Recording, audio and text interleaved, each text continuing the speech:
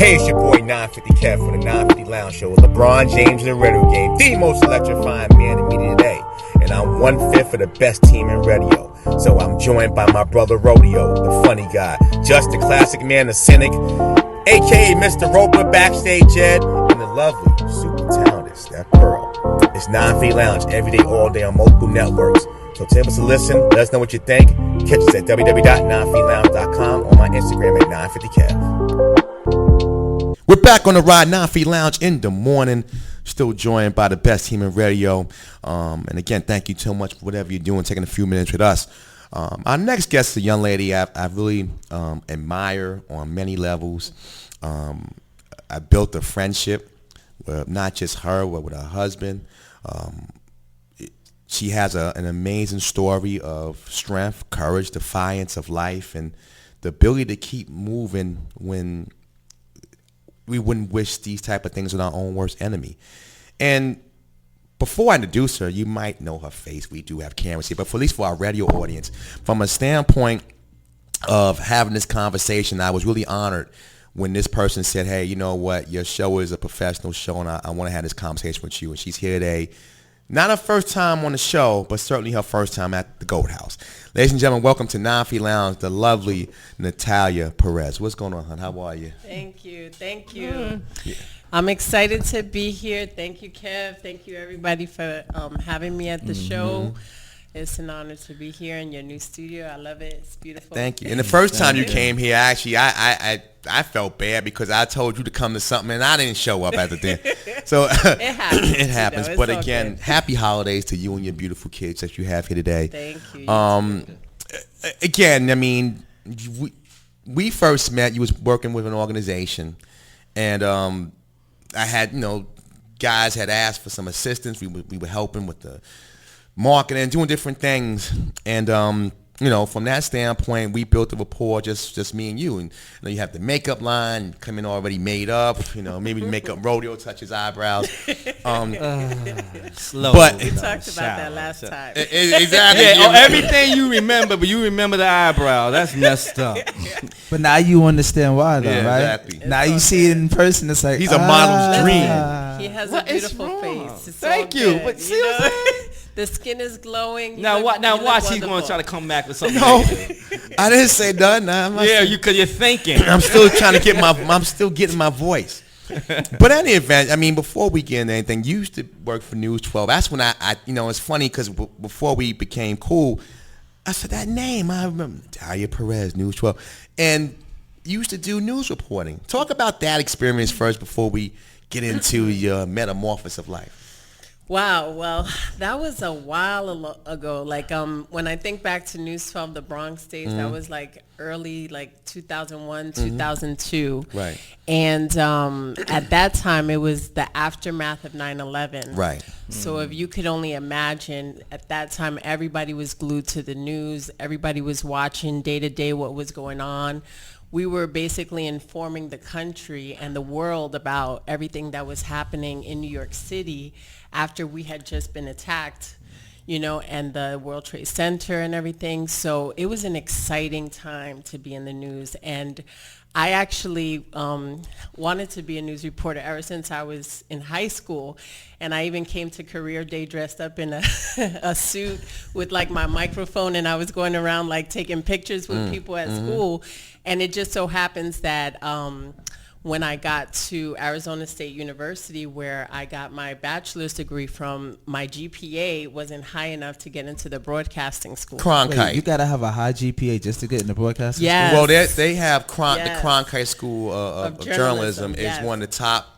That and Syracuse Yes. Newhouse is one of the top journalism So you schools mean in to the tell me I country. just can't go to a broadcasting studio and show my face and Not say hello? there, I want to no. be a news anchor. Not No. at Arizona She State. could be a weather girl. Because it's short scenes about the ones I see on Well, that's different not channels, boy. We're not I talking tell about audio research. We're talking about a school that takes the Does Oprah have a Walter Cronkite award? Oprah got dough. No, Oprah but don't she even- was a news reporter. She was a weather girl. All you gotta do is read a teleprompter. Rodeo, you're not listening. You're I'm not just listening. asking a question. Can you listen and get the answer? News 12. You had to probably carry your own microphone, didn't you? I did. Those But heavy she, mics. I had to she do said my own mic. while she was, you're not listening. That's the problem. You don't listen. She said while at Arizona, no, you can't teach if you don't listen. At Arizona State, she did not make the GPA to get into the journalism school. So she went to News 12. So she went to News 12, right? But wait, hold on. And I'm just asking because Don't go I'm not there. trying to That's diss not them. right. No, My no. point is just saying that when you go into a college, let's say Arizona State University is the overall university. Home of the Sun Devils. But then they have a bunch of colleges within the university that you go into to focus on your degree. So if you're getting a degree in education, you're going to go to the College of Education. If you're getting a degree in, journalism, let's say, you're going to go to the School of Journalism. So in order to get in certain schools and colleges, they want your GPA to be like at a 3.4, 3.5, higher and stuff. And I was like on the cusp, I'll be honest, like on a 2.8 to 3.2 at certain increments of my college education. And I'm not going to lie, listen, I'm from the Bronx. Born and raised. I went all the way from the Bronx, New York to Arizona to a whole new culture, a whole new life. And I was just, in the first couple of years. Which is kind of hard because Arizona State is one of the. Maybe not studying as much as I should. Arizona State is one of the biggest party schools in America. It is one of the biggest party schools. And the reason why it's one of the biggest party schools is because, it's not because there's nothing to do. It's partially that. But think about in November or December going outside and it's 85 degrees and you're literally able to wear shorts and a tank top and flip-flops with your book bag to go to class. And then guess what? After you go to class, you could go to the pool and just swim and take a little break and have a barbecue. I would think that was because a lot of going on because y'all in the desert and the only thing y'all could do is just sweat and sex. It ain't the Sahara Desert. It's close. Tempe is right next to Phoenix. It's a metropolitan city. Yeah, but you gotta. Gotten very But Kev, dope you're since still then. in the. It's still nothing really to do because you are somewhat plenty to isolated, do. if I'm not mistaken. It's gotten better over the gotten years. better over the It's years. gotten much more, Because I remember I went to a big party school. It was ranked number. Which one did you go to? It's called. I don't want to say. We already know what you was doing. Switch. And it was in the north though. I mean, we was in Western New York, so there's really nothing to do there. So all we did was go to class And drink. and party and drink and party. Well, and drink. colleges, I think that's what's fun about college is Or that bad. you get to explore, find yourself. You get You to see see your what daughter you're saying, good or "Mommy, bad." when I go to college, I can-" know. my She's like, I'm You're gonna not be gonna be just like like me. you. No. Yes. They're actually Apparently the opposite. they didn't know this because the small ones like, yeah, tell me more. Tell me. The older one's sitting there going, Mommy, Right Mommy, before Christmas, I can use it Mommy. to get more gifts. That's right. No, but you know what's funny? As time progressed, I realized that my GPA wasn't going to be high enough to get into the Walter Cronk High School, so I switched my major. I got a Bachelor of Interdisciplinary Studies, which is basically combines two minors. It's Mass Communication and Business were my minors, and that's what I graduated with. And then I went on my own because, I'm Bronxite. We go after what we want, and I just went to Fox News studio and I said I want an internship here.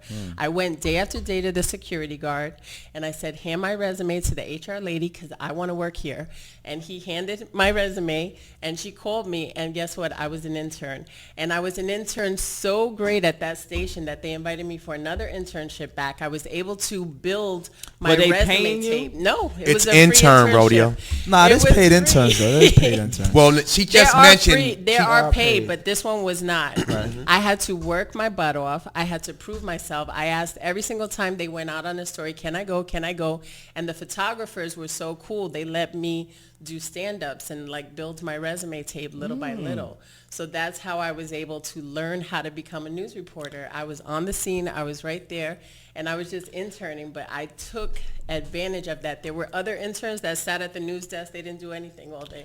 And that's when after that, then that's when you went to News 12? I put my tape together, and my brother, he actually had a sister who I'm not going to mention her name because she's still a big news reporter today, but she was on News 12 The Bronx, and she is the person I gave my resume tape to her, and she sent it to the director. Don't guess no Since names. you ain't got to say the name, what year was this? And so yeah, we're not gonna ask. It was back in the day. Because knowing him, It he'll was hit it back around in the head. No, I'm a Google it, yeah. I'm a reporter too. And then you say it out loud. I'm a reporter too. But that's how I got my start. And it was just, it's a lot about who you know. Yes. And then it's also a little bit of your skills, right? So I went after it and I got my first job. And when I say my first job on News 12 The Bronx, I'm talking about I graduated from college on a Saturday and I had to start on Monday here in the Bronx at News 12 The Bronx. And that's for you, getting on the airplane and flying cross country. Yes, yes. Because it's ironically, you need all these credentials because some of these reporters are dumber than a doorknob. Some of them don't even know how to read. They be like, I can't see. So then you got a shot at being a news I reporter. mean, listen, I really was going to start handing in my resume to different broadcastings because I don't think I'm that ugly. I think I'm pretty nice on the face. And, you know, you on the can eye. do the weather. And I don't want to do the Or weather. the traffic. I don't You wanna do the don't traffic. need that for traffic either now, right? No, I want to go in the Traffic streets. is a little different and weather's a little Don't take the different. cross Bronx. There it goes. No, I want to go in the streets. I want to be that guy like talking to people, You interviewing do that people. at bars. You want to be Help Me Howard, huh? Exactly. Don't drink this liquor. Yeah.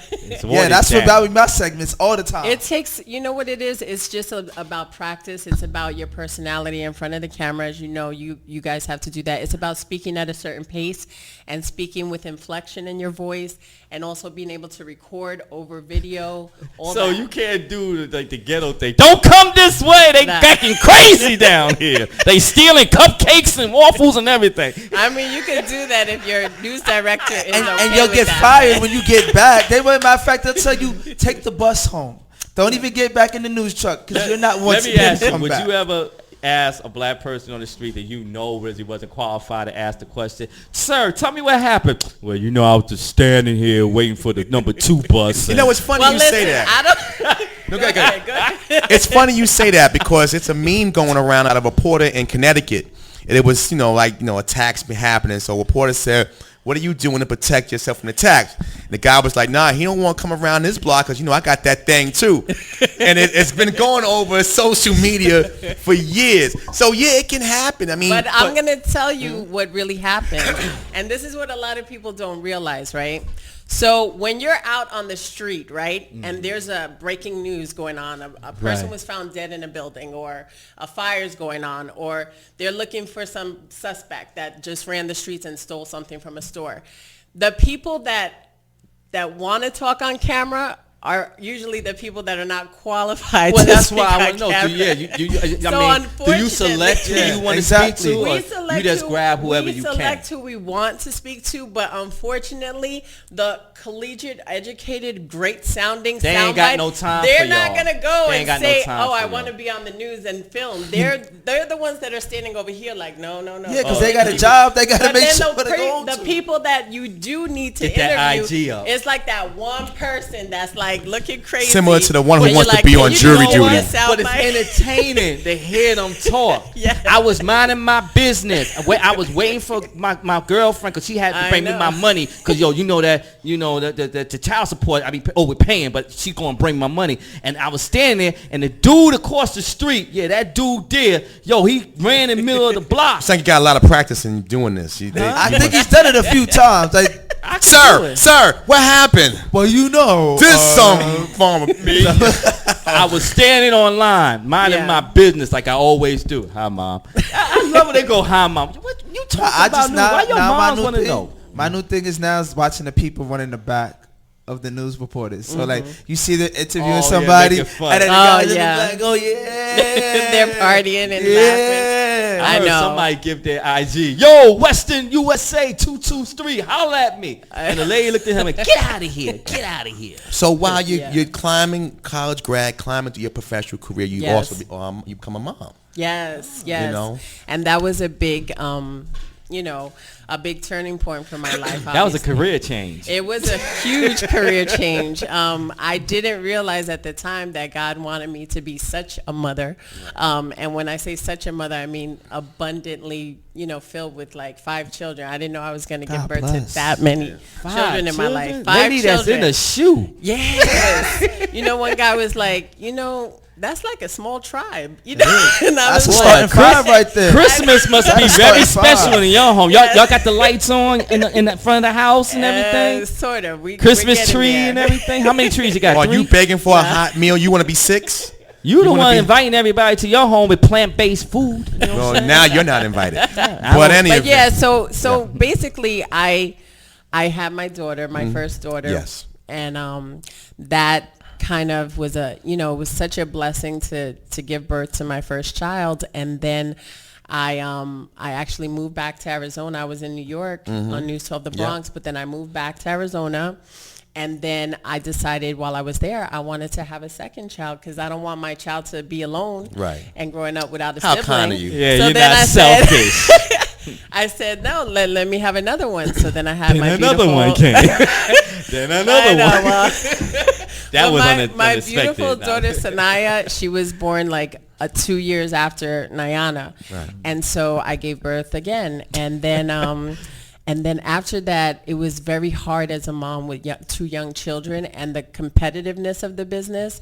I was kind of getting frustrated with it. You wanted a ball team. Let's be honest with you. No, Tax season is very it well for wasn't you. that. It was more of just the news industry. And you have to understand back in those days, especially now too, being a black Latina, on the news, it's still tough in this day and age. It's not like, all these doors are just opening wide open for you. Right. No, you have to know someone who knows someone.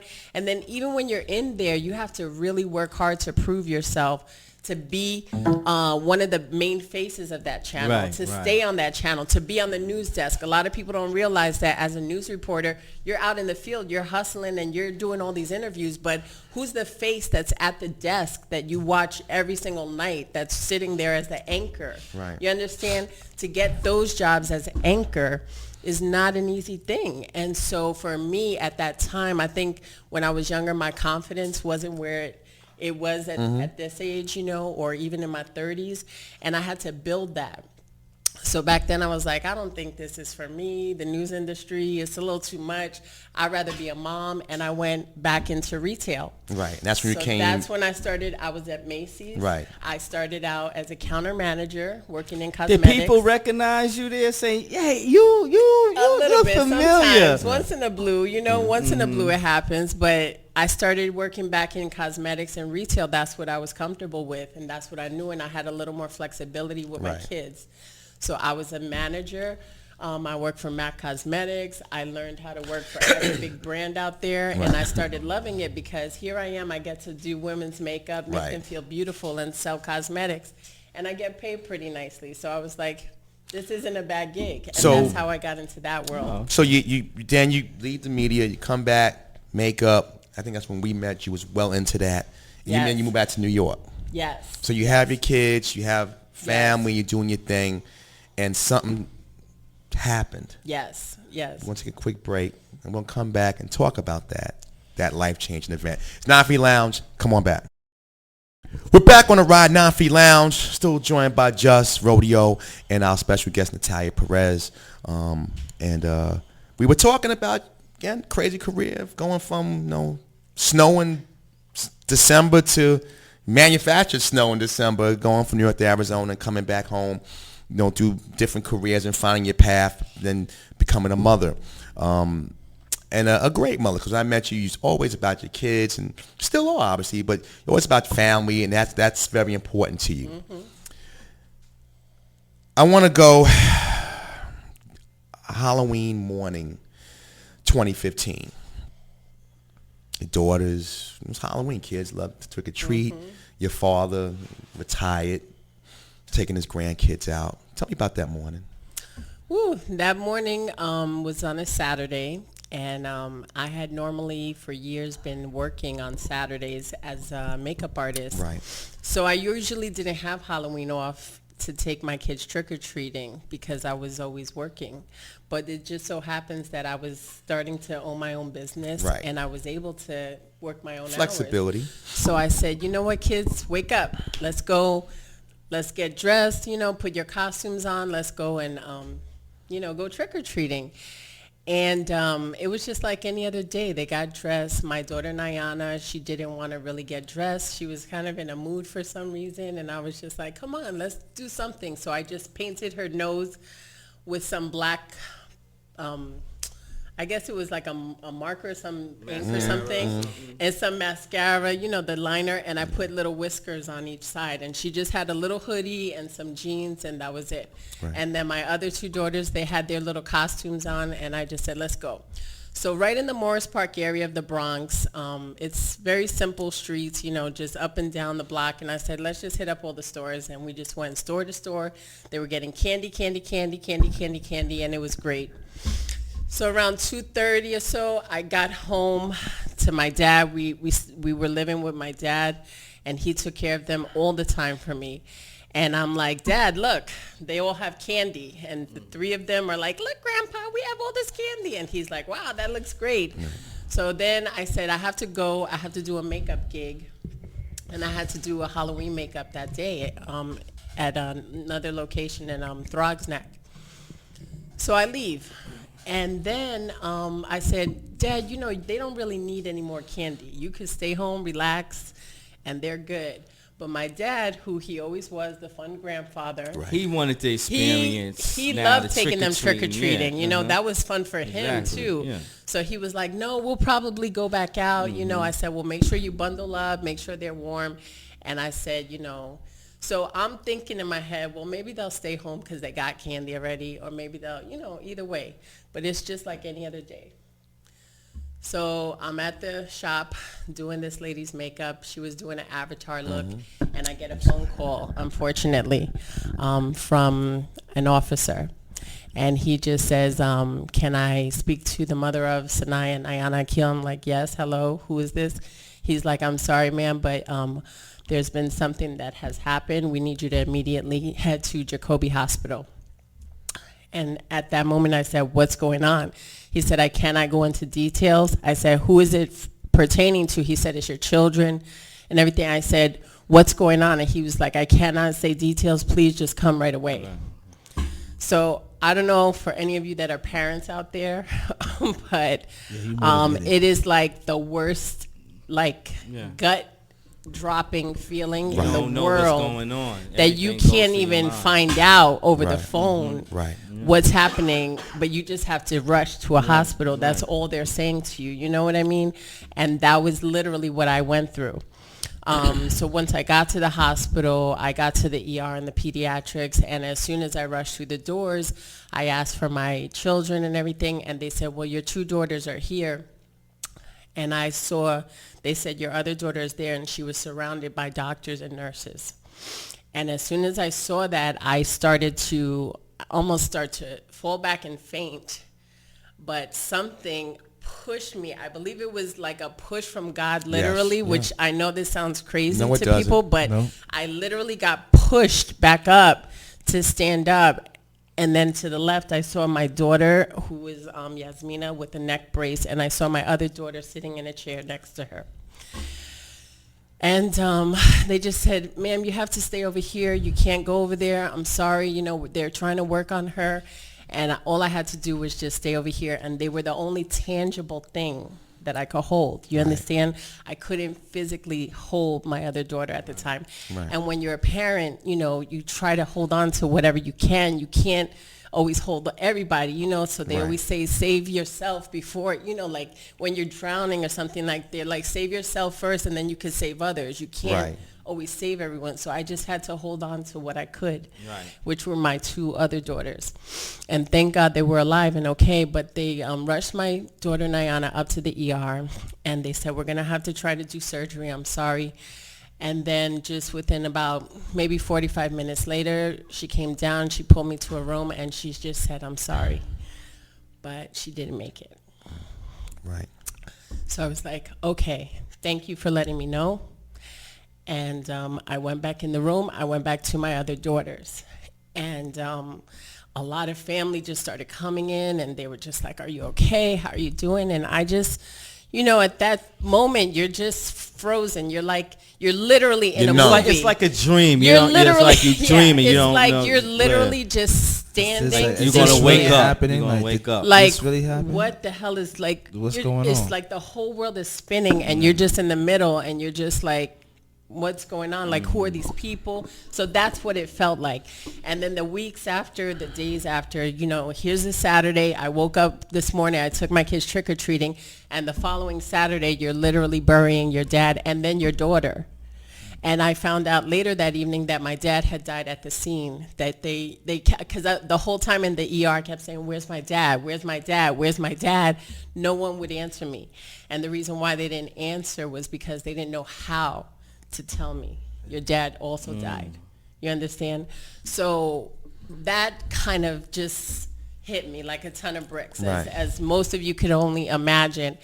And I just had to say, wow, like, is this really like, this is not life? real. Is this life right now? Is this life? Am I really living this? Can I wake up? Exactly. Like, this is what you see in the movies. You know, this is what you hear about from other people. You don't realize that you could go through this yourself. Yeah, I mean, all this is going on. Did you want to, now the next question is, did you want to know what happened for this to happen? Before we...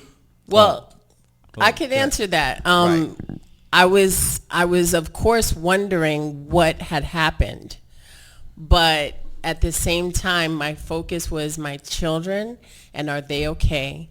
And, you know, how are we going to just get through this? Because I've never been through having a daughter and a dad killed before. How do you set up funeral arrangements? How do you, you know, do, like, I never had to go through any of this before. So I thank God I had friends in my life. I had people, my brother, my mother, plenty of aunts and family reach out, and they were all just like, what can I do? Because I remember going to the wake. Yeah. And, you know, you was just so incredibly strong. You and your family was so incredibly strong. And I feel like I was more emotional than you were. Like, and you know, people like, well, you know, it's Natalia is in, you know, focused line, and, you know, she keeps her blindness. But it was like, you know, I didn't know what to say. It was like, you know, like, no one knew what to right, say. know what to say. No one knew what to say. Words you could No one say knew at how that to act. moment.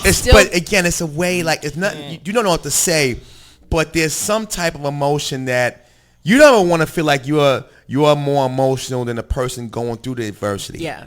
But a lot of times they say sometimes we're more emotional as the friend and the family because we picture something that happened similar to us. Not in that case, but something similar. You go to funeral, you crying more than maybe the family in the first row because you start thinking about somebody in your family could be sick, or something that happened to you or somebody you know, and all that emotion. Well, I know, obviously, Yeah. now that, you know, we reconnected and we talked, and I replayed my emotions from that situation, and what I got from it was the most purest thing a kid can do is trick or treat. The most purest moment of a grandfather is take his grandkids out trick or treating to get candy. Simple things. We're not talking about, these are simple pleasures that you hold a lifetime. It don't have to be hold on. Rodo, let me finish. The most simplest pleasures that you can share with a loved one, and for that, you do all the right things. Like we are told as people, we do all the right things. You look both ways before you cross. You cross on the red, not on the green. You do all these things, and somebody jumps a sidewalk. Like it's not supposed to be written that a 10-year-old girl dies that way. It's not supposed to be written that a grandfather who's probably did all the right things, raised family, raised a daughter that went to college, educated, to go that way. That was my thing. Like when you start thinking, and you're right, you start thinking about your own mortality, but when you start putting things in place, that's not supposed to happen. Right. Because it wasn't like she was in a gang. Wasn't like it was some, midnight and, doing it. It was the daytime in a very respectable. I live in Morris Park. Yeah. So, what I'm saying, a great neighborhood. And that's, again. Yeah. So, you okay? I'm good. Okay. I think that what a lot of times don't realize is that, we all go through things in life, whether good or bad. And what this experience And I call it an experience because in life we go through phases, right? Like, you know, you went through a childhood phase, like when you were born, and then you were up to like 10 years old, right? And you got through those years, and then you got through a college phase, right? You know, and you were like, man, this feels like I'll never graduate, I'll never finish. And you're going through your 20s trying to figure out your life. Then you get in your 30s, 40s, and then you're, you know, when you become, you know, 50s and on. But I just think that this was my phase and what God had intended for me. And I feel like the way that you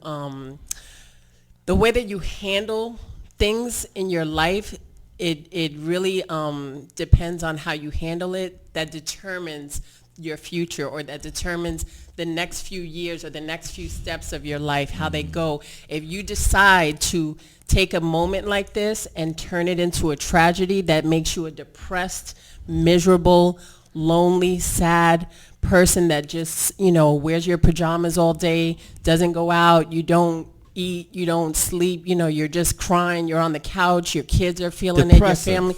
If you're going through that every day, is it going to benefit you in the future? Is it going to make you a better person, or the people around you a better person? I don't personally think so. I feel like it's going to weigh you down. It's going to do the opposite and maybe even make you sick, and you might even die yourself because of that.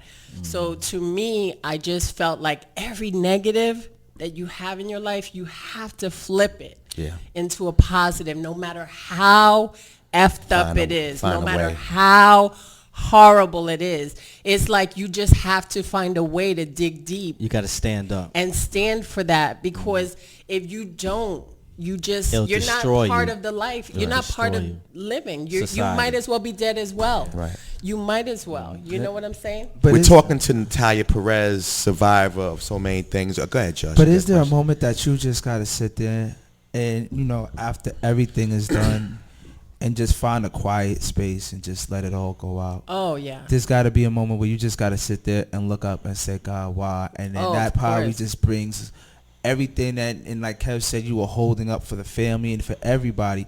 But there comes a breaking point where you probably found that quiet place where nobody knew what was going on. You closed the doors, probably late at night. And what was that like? How was it just letting everything just vent out of you?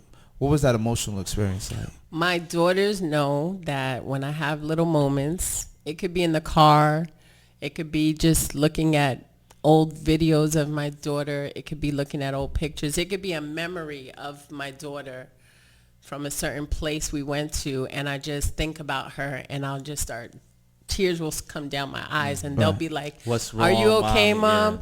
And I'll be like, no, I was just thinking of Nayana. So that happens. That's natural. And it's something that is going to happen probably the rest of my life, but I'm able to express myself and let it out.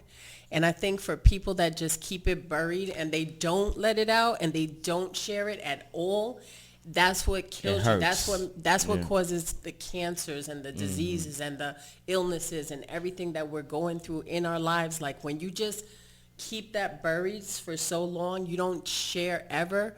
I don't think that that's helpful and healthy. And I always try to tell my children, like, cry if you have to, express yourself, let me know, let's hug, let's talk about Nayana, Grandpa, whatever you want, because if they keep everything bottled up, it will blow up at a certain point, and that goes back to therapy.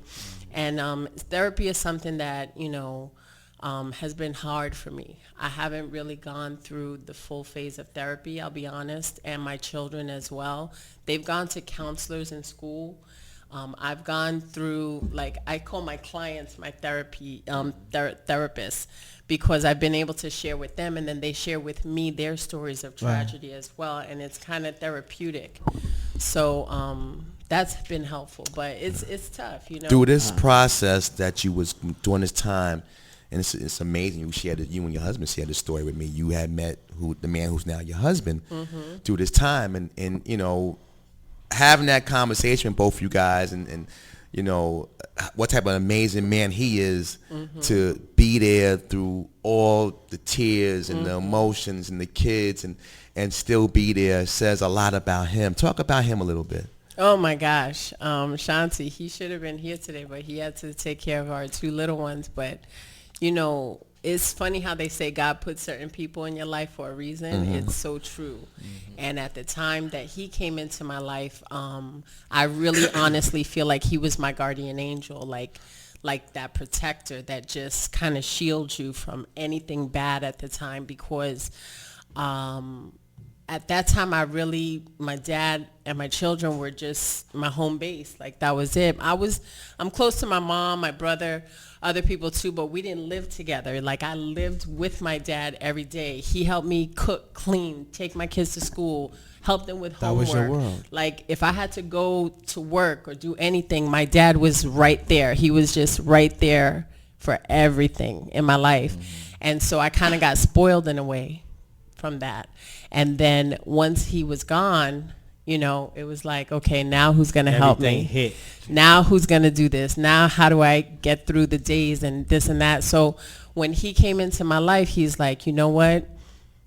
Come over. I have, my kids didn't even want to stay in the same apartment after my dad and my daughter passed, because it was too depressing, Emotions, too sad to be there, too many memories. It was very hard. So he's like, you know what? I have a place. I have a room. Come stay with me. We have open, I'm opening my home. You guys are more than welcome. And he just, like nothing, embraced us. He let us stay there. My kids, we made a nice room for them. And we just started our family there. And little by little, he's just been there for every step of the way. That what's crazy about it is that 2 weeks after my dad and daughter passed, his grandmother, who raised him like a mother, passed away too. So the first time that he ever met my family was in the emergency room when Nayana and my dad passed. And he met all my family members there. The first time I met his relatives was in the ER as well, when they were all there for his grandmother passing. And it was like crazy, like how ironic. Deja vu. Exactly. Like here he is saying to me on the phone, Natalia, my grandmother's in the hospital. They think she might pass away. Can you come? How would I say no to that after he just stood a whole week? You could have, but you know what I mean? It would have just been so disrespectful. Right, exactly. I was just like, you just helped me through the worst tragedy of my life, and you were there every step of the way. I'm talking about, there was a day when I was on Fordham Road, and my girlfriend, one of my best friends, Sonia, I love her to death. I will do anything for her. I had to pick out my daughter's last dress to be buried in. And for any parent, like I said again, if you have a child, and you just imagine picking out any type of outfit or dress for them, and it's the last outfit that they'll ever be wearing, that is an emotional, horrible thing to do. It's not fun at all. It was very hard for me. And he says, I'm getting off the train now. Where are you? And I was like, oh, I'm at Fordham Road. I'm going to Angels. He's like, I'll be right there. And it was just like, again, I'm in the store picking out my daughter's last dress, and he's right there giving me a hug, and we're just like crying. And he's like, don't worry, I got you. Then we said, you know what? Let's go to Salsa con Fuego, because it's right up here down the block. That was for, his favorite spot. Yes. That's right up there. Just say just to get a free drink. It's down the hill, right at the bottom. It's right there. And you know what? We just kind of hung out. We had some drinks. Yep. But you know what? I don't mean to cut. Yeah. Sometimes they always say tragedy Yes. sometimes become triumph. Yes. That was a tragedy, but it became, in your family, new life, a triumph. Can I ask you something? And I don't want to get too personal, but do you think through the tragedy it brought you and him together on a different level? Like you might have been seeing him before all of that happened, or you could have been dating him. I don't know. I don't want to go that deep into it. But between these two tragedies, do you think this is how it was supposed to, and I hate to say supposed to, bring you both together as a team and as one? No, it definitely is what is the glue, the foundation that kind of got us together. And I think that when you go through tragedies, you really see who your friends are, the people who are going to be in your life, the people who are going to be there for you. And then, like I had about 3,000 people show up to that wake. You think I knew all 3,000 of those people? Right. No, I did not. I did not. And I didn't even know, I couldn't even really see everyone that was there because it was so many people. It was just so many, the whole community came out and they were very hurt, and it was a tragedy for the whole area, Morris Park, the Bronx. So for me, ever since then, like you look at now, here we are almost like 4 years later, who's still around, who's still with me, who still calls me up to say, are you okay, Natalia? How's everything going? Those are the people that you realize are like your true soldiers. And he's been there since day one. He hasn't left. We get on each other's nerves like all relationships. Get on my nerves too. Nice. But he's just my rock. I call him my rock all the time, so. I just want to ask one question. Yeah, sure. Halloween. Now that that's happened, do you still celebrate Halloween with your immediate family? Everyone asks me that. A lot of people ask me that, and I don't mean to be a caboose, but it's just Yes, you do. Yes, you do. No. That's a very good question because actually people ask me that all the time. You could shut that down. And in the beginning, I will say that the first year after it happened, it was hard. Of course. But my kids, you have to understand, I had at the time, they were only 3 and 8 years old. My other 2 daughters that survived. My daughter in heaven, Nayana, she was 10. So I had a 10, an 8-year-old, and a 3-year-old. Now, here we are, and they are 7 and they're 12 years old now. But guess what? They're kids. They're can't children. stop them from being kids. They're children, and it's like, okay, so now as a parent, I'm going to say, so this day, Halloween 2015 ruined our lives. So guess what? Every Halloween from now on for the rest of your life has to be horrible because of this tragedy. No, you flip that my to kids a celebration. Still love Halloween. They still want to celebrate. They still want to dress up. They still want to go trick-or-treating. And I think for them, they flipped it, like I said, into a positive. Yeah. Like now it's not a day that we're sad all day. We're actually, my daughter, Sanaya, she actually has started this tradition kind of with me where every year she asks me to do her makeup into some like theatrical character. So for the past few years, I've been creating her makeup on Halloween into these really elaborate, like she was, who is it from Sally from the Nightmare Before Christmas. That's what we did for her makeup this year. And it looks so good and it looks so awesome. And I got so many compliments.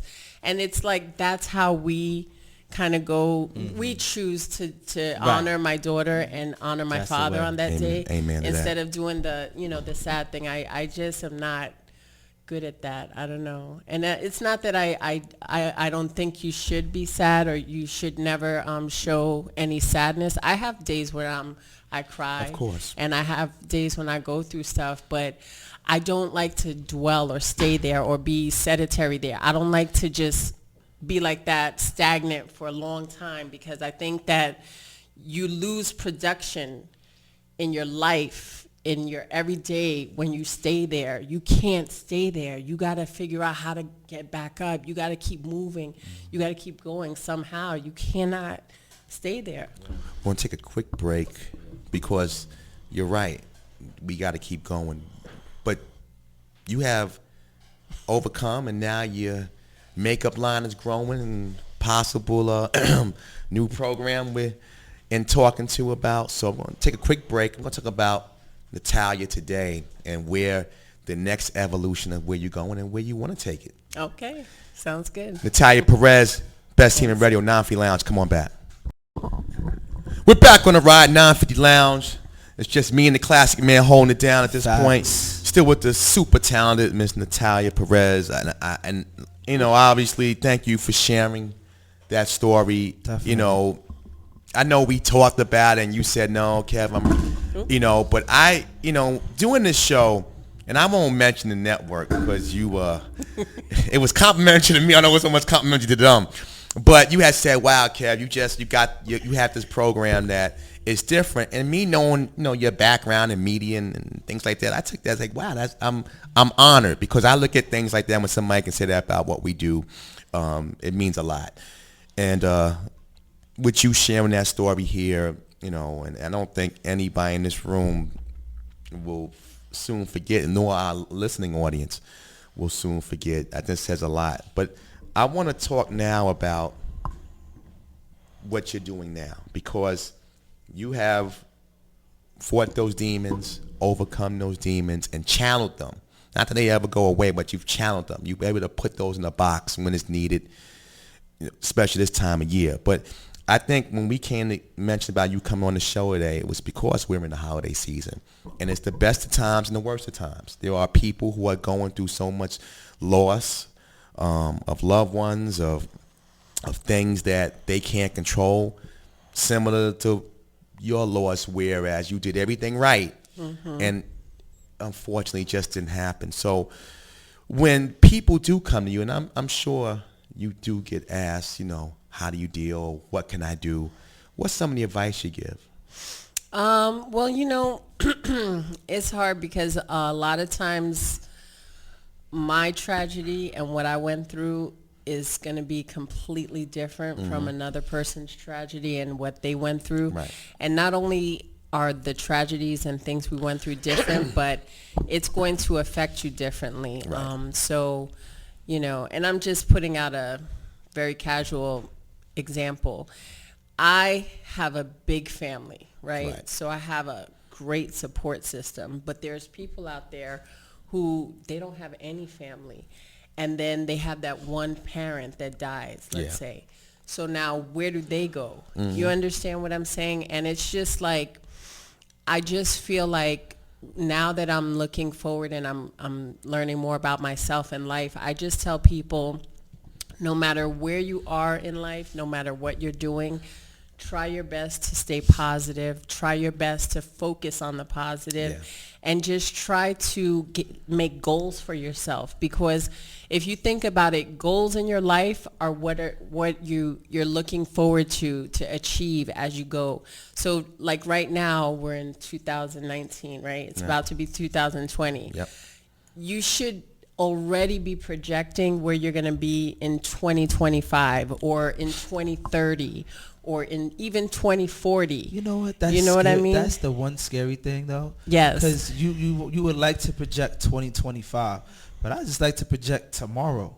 Right. Because it's the truth, though. Yeah. Unfortunately, you can sit here and say no day is really guaranteed, and you gotta enjoy every day as you can. So when I agree with you to project out, sometimes it's better just to say, what am I gonna do tomorrow? Yeah. Like, how am I gonna But be a you better also person? got to have Right. a long-term plan. While, yes, nothing's guaranteed, that doesn't mean that you spend your last dollar, because I'm going to Vegas and I'm rolling on a 7. Yes, I am. Yes, I am. 7-Eleven all day. No, So, but, but I think like this experience that I've been through, the tragedy, has taught me to kind of enjoy the moments that I'm with my children and with my family. So now, instead of focusing on buying, the latest product or the latest clothing or the latest whatever that's out there, I'd rather use that money to go on a family trip or a family vacation or, do things like that, because those experiences that you have with those family members and those photos and the memories that you make,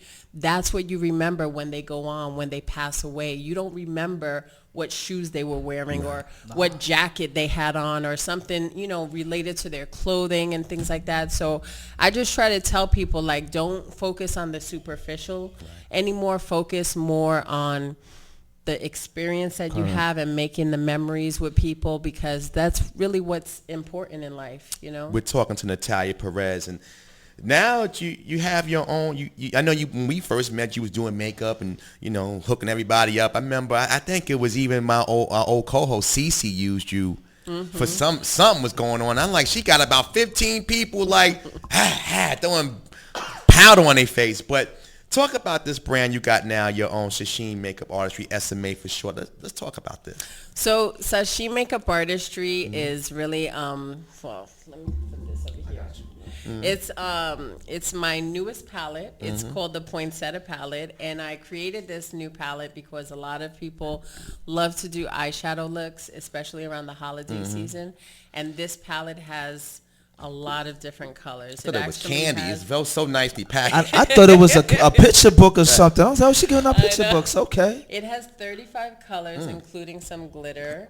And these are a lot of neutral colors that a lot of females, and men wear makeup too. Yeah, nowadays, rodeo, so don't get it twisted. I He left. He can't- can't defend Is himself. it Men and different women for? wear Is it makeup. different because in your former line of business, did they wear makeup?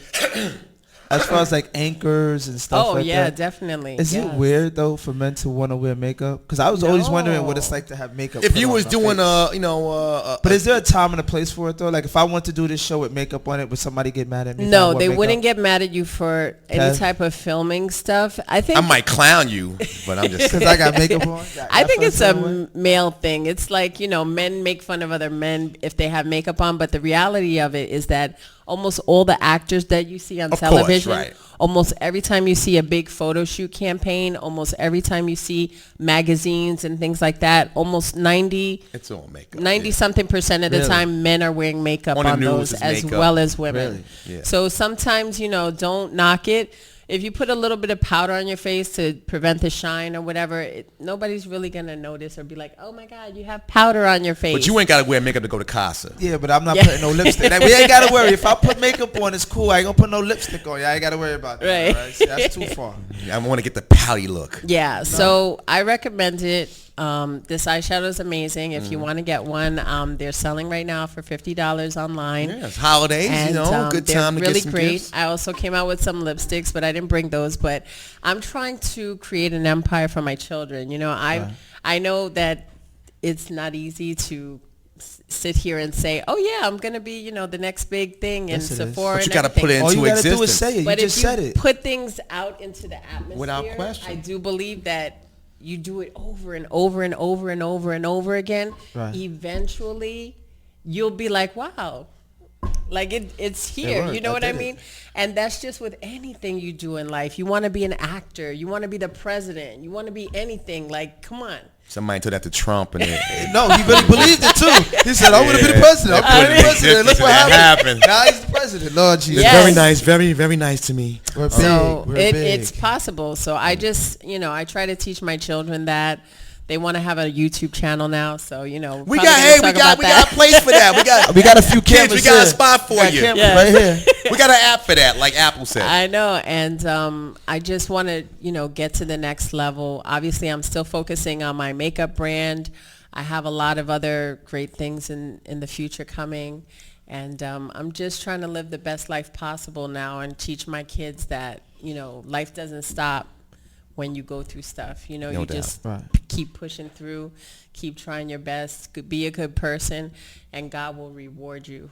And that's it. Without question. Again, I can't thank you enough. This has been a great conversation, and I hope somebody gets food from this, because you definitely was chefing it up with your conversation. Real quick, where people can reach out to you, find more information, buy this fantastic palette. Okay, so Sasheen MUA Cosmetics is my Instagram that you can purchase this from. My other Instagram that you know me as SMA_NYC, where I share pictures of my kids and kind of my crazy life as well. And then I do have a website, www.sashimakeupartistry.com, where you could book makeup appointments and things like that.